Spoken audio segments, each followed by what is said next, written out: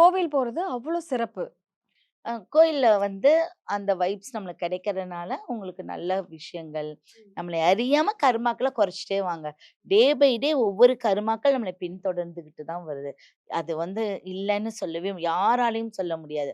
அத குறைக்கக்கூடிய ஒரு இடம் பார்த்தீங்கன்னா, கோயில். அப்ப வந்து தொடர்ந்து கோவிலுக்கு போனோம்னா, நம்மளோட கர்மாக்கள்லாம் குறையும் அப்படிங்கிறதையும் கண்டிப்பா சொல்லியிருக்கீங்க. அதுல வந்து ஆணித்தரமான ஒரு எல்லா உண்மை. ராசிக்காரர்களுக்கும் அப்படிதான். இதுல எல்லாருக்கும். ராசி கிடையாது. மனிதர்கள். ஓகே. பார்த்தீங்கன்னா, மனிதர்கள் அதுல இந்த ராசி, இந்த லக்னம், நட்சத்திரம் எல்லாம் இறைவனால் படைக்கப்பட்டது. அப்ப எல்லாத்துக்கும் உணர்வுங்கிறது ஒண்ணு. இப்ப இந்த ராசிக்கு ஒரு கோயில் பலம் அப்டின்னா, எல்லா ராசிக்கும் பலம் இல்லையா? அப்படி கிடையாது. இப்ப நமக்கு தனிப்பட்ட பெயர் இருக்கு. அதுல வந்து அடிப்படையில நம்ம நட்சத்திரத்துக்கு ஒரு கோயில். அங்க போனா ரெட்டிப்பான ஒரு விஷயம் உங்களுக்கு கிடைக்கும். அந்த பேசிக்ல தான் நம்ம அந்த மாரி ஒரு கோயிலும் தேர்ந்தெடுக்கிறோம். இத விட குலதெய்வம். நம்ம முன்னோர்கள் நம்மளுக்கு அப்படி அப்படியே வழி வழியா கொண்டு வந்து வச்சுட்டு இருக்கக்கூடிய தெய்வம். அந்த தெய்வம் என்னன்னா, நம்ம குடும்பத்த நம்ம எப்படி நம்ம அப்பா, அம்மா நம்மள பாதுகாக்குறாங்க.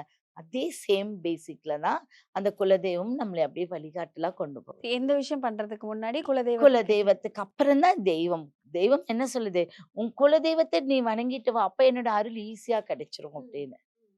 அப்ப அந்த பேசிக்ல. அப்ப நம்ம புத்தாண்டு அப்படிங்கிறது, எல்லா புத்தாண்டையும் நம்ம நல்லது. அப்ப இதுல பார்த்தீங்கன்னா, முதல் நாள் ஜனவரி மாதம் அப்படிங்கிறது முதல் நாள்.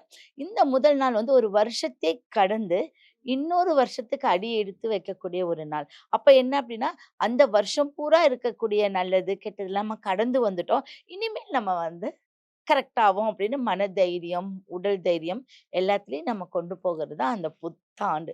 புத்துணர்ச்சியா இருக்கக்கூடிய ஒரு ஆண்டு. அப்ப இந்த ஆண்டுல வந்து 2026 நம்ம அது வந்து 2025 வந்து நம்மளுக்கு இறந்த காலமா போயிடுச்சு. அப்ப இப்ப இருக்கக்கூடிய நிழல்காலம். இந்த நிழல்காலத்தை, எதிர்காலத்தை எப்படி கொண்டு போகிறதுங்கிறது தான் சில ராசிகளுக்கு உண்டான அமைப்பு.